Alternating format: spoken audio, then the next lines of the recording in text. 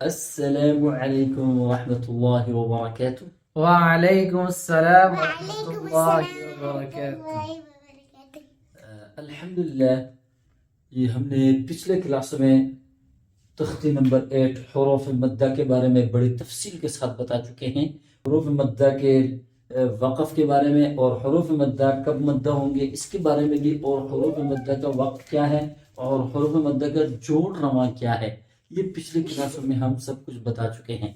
تو اس کے ساتھ ساتھ حروف مدہ کے ساتھ مد و لین. اب لین کی باری ہے.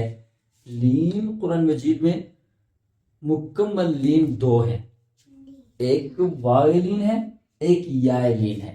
تو آج کی کلاس میں انشاءاللہ تعالی ہم آپ کو لین کے بارے میں بتانے جا رہے ہیں کہ حروف لین قرآن مجید میں کتنے ہیں اور حروف لین کو کیسے پڑھنا ہوتا ہے اور حروف لین کب لین ہوں گے. آج کی کلاس میں ہم یہ بتانے جا رہے ہیں. سب سے پہلے لین واو لین کے بارے میں بتائیں گے آپ کو کہ واو ساکن سے ما قبل لفظ کے اوپر زبر ہو تو واو لین. واو لین کب لین ہوگی؟ جب واو ساکن ہو، ما قبل لفظ کے اوپر زبر ہو تو یہ واو لین ہوگی. واو لین کو جلدی اور نرمی کے ساتھ پڑھتے ہیں.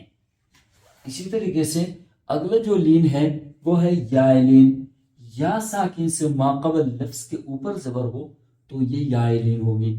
یا لین کو بھی جلدی اور نرمی کے ساتھ پڑھنا ہے. اس طرح واو لین اور یا لین دونوں دو لینوں کو جلدی اور نرمی کے ساتھ پڑھیں گے، اور قرآن مجید میں صرف یہ دو واو لین اور یہ یا لین، دو لین کل ملا کے قرآن مجید میں دو لین ہیں، واو لین اور یا لین.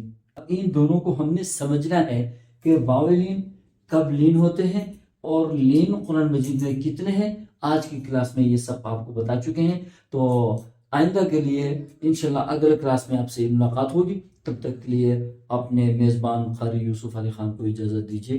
اللہ حافظ. السلام علیکم ورحمۃ اللہ وبرکاتہ.